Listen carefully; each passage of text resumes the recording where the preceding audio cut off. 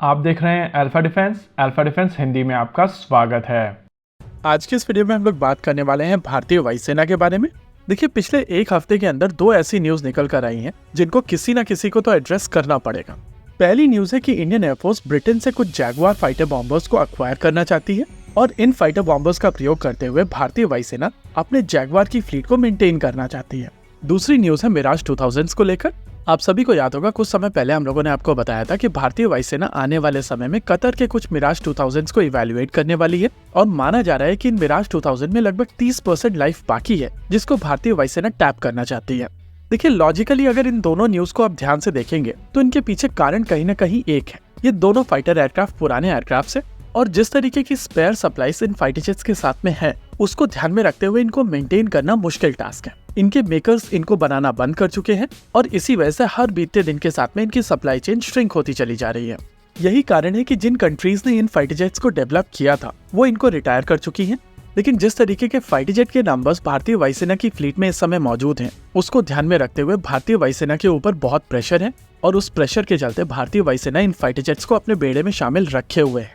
मिराज 2000 का केस एक बार आप समझ भी सकते हैं, लेकिन जैगुआर फाइटर बॉम्बर्स को ऑलमोस्ट हर एक देश रिटायर कर चुका है और बावजूद उसके इस समय भारतीय वायुसेना इन फाइटर जेट्स को अपग्रेड कर रही है।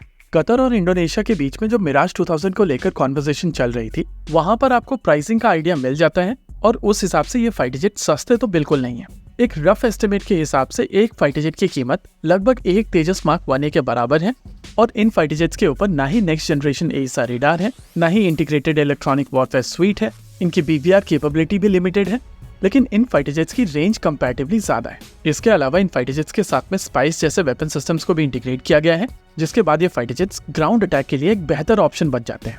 देखिए, आमतौर पर किसी भी फाइटर जेट को मेंटेन करना एक मुश्किल टास्क है और जब वो प्रीवियस जनरेशन का फाइटर जेट हो तो उसको अपग्रेड करके मेंटेन करना और ज्यादा कॉस्टली सोल्यूशन है।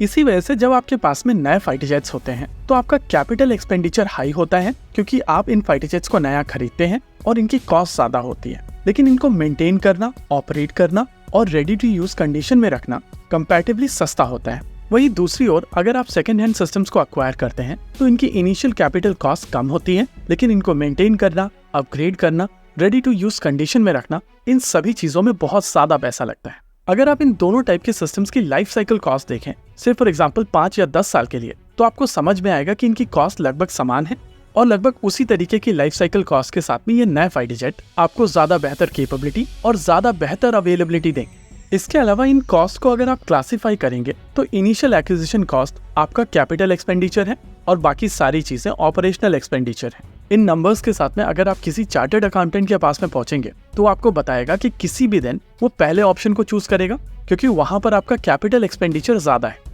ज्यादा कैपिटल एक्सपेंडिचर का मतलब है कि आप अपनी इंडस्ट्री में ज्यादा इन्वेस्ट कर रहे हैं और वहां से जो डिविडेंड आएंगे वो आपको फर्दर इंप्रूव करेंगे। हालांकि ओपेक्स के भी कुछ पैसे घूम फिर के आपकी इकोनॉमी में आते हैं, लेकिन अगर आप लार्जर स्कीम ऑफ थिंग्स देखेंगे तो कैपेक्स प्रेफर्ड रहता है।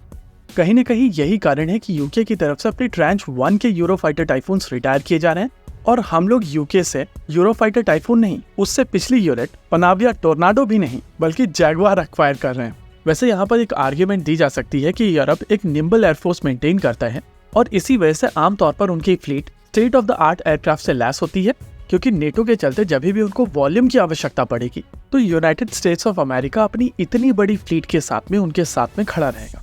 लेकिन मेरा क्वेश्चन ये है कि बिना AESA रेडार के, बिना यूनिफाइड इलेक्ट्रॉनिक वॉरफेयर स्वीट के और बिना long range BVR missile system के ये फाइटर जेट कितने ज्यादा इफेक्टिव रहने वाले हैं।